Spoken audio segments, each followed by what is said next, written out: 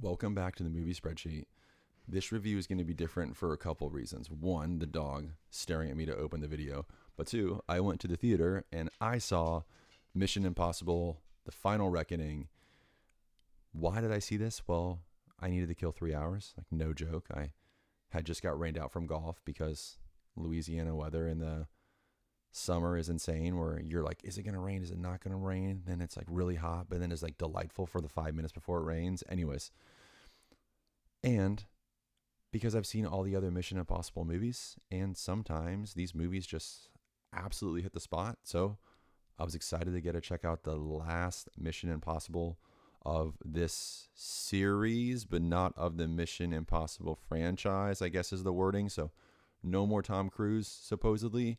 They're trying to figure out who the new Ethan Hunt's going to be, which I think they're also trying to do something similar with James Bond. So pretty interesting to have these two huge roles, two huge iconic roles open at the same time. And obviously, like, I'm available for either.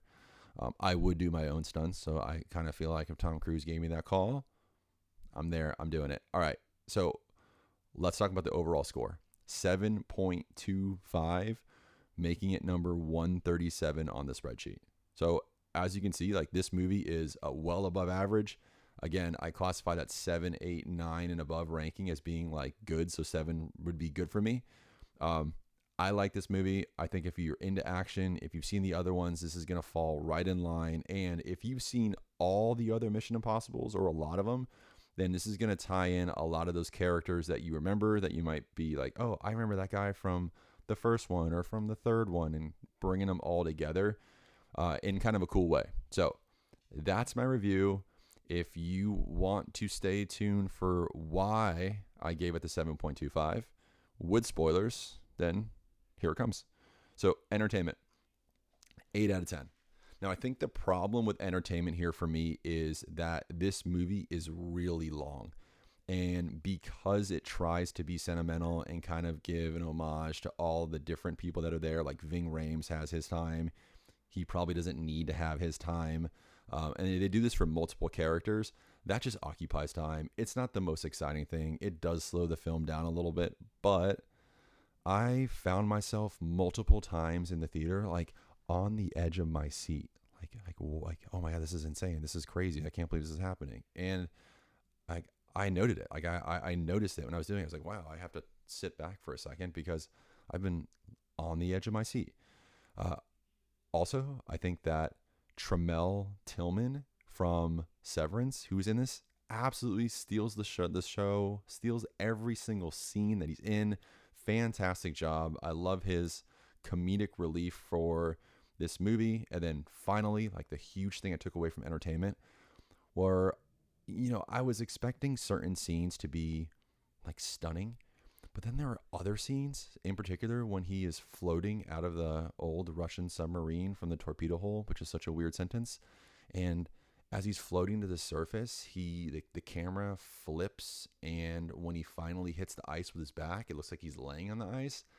Such a cool scene, such a cool shot. I had a hard time saying that, but such a cool shot. I really liked it.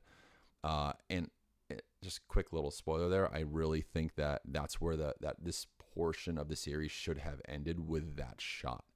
Anyways, achievement, 7 out of 10. Yeah, I mean, it's action. It gets the job done. Obviously, there's crazy stunts. Obviously, Tom Cruise does all his own stunts, which is so badass. And honestly, for just a quick second, just take a note for this one.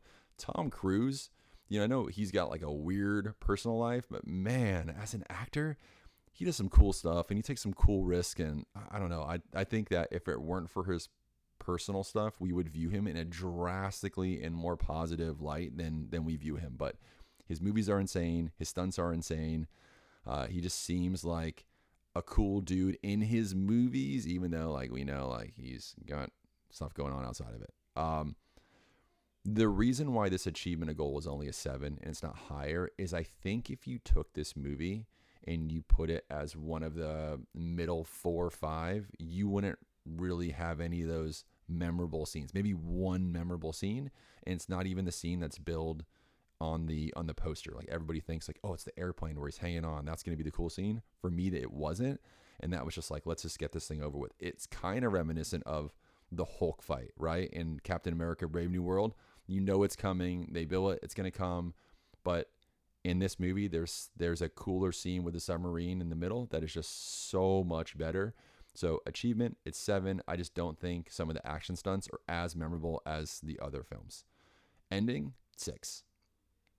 It's not good. It's okay. And it's okay because at an hour and 44 minutes, where he's drifting up into the water, drifting up to the surface, and the ice is pressing against his back, and the camera's turning. A beautiful scene. That's where I think this portion should have ended. And by portion, I mean this movie should have ended. And I think that there should have been one more movie, sub 2 hours, to wrap everything up and have it be rethought out. I think we run into some issues with films that are kind of shot as one and then cut in two, and that's what this one did. And it definitely felt disjointed. It definitely felt like you had a natural ending, and they're like, fuck, let's do another ending on top of it where we have some kind of crazy airplane fight and hanging on. And so for me, ending 6, I think the better ending was at 145. Length, again, 250 is long for me, but I think for what they try to do, as somebody who likes Mission Impossible, I like how they tied everything up. I still think it's too long, but it's not like a 2. Length is a 6 for me. I just wish it were a little bit tighter, and if it were, that would make your entertainment score go up as well. Penalty, there is none. Closing thoughts, cool end to the Mission Impossible series, and I would say definitely check it out, but seeing it in a theater I don't really feel like I lost anything from watching, I don't feel like I gained anything from seeing it in theaters compared to watching it at home on just your normal TV screen or even on my iPad, honestly. So that's it. Kind of longer one, but had a lot to say about this one. Just quick reminder, like, subscribe, comment. I'm getting through all the comments. You saw Hellraiser was a comment. I'm watching that. I got another comment to rewatch Dune. Like, that's gonna come. So, oh no, it's not rewatch Dune. It's rewatch Dune 2, which I will do. And then finally, if you want to create your own movie spreadsheet, here to help. But also, if you check out mine and you notice those links are in pink, those pink links mean there's a YouTube video that you can click on and watch. So, thanks for watching, and watch movies, start a movie club.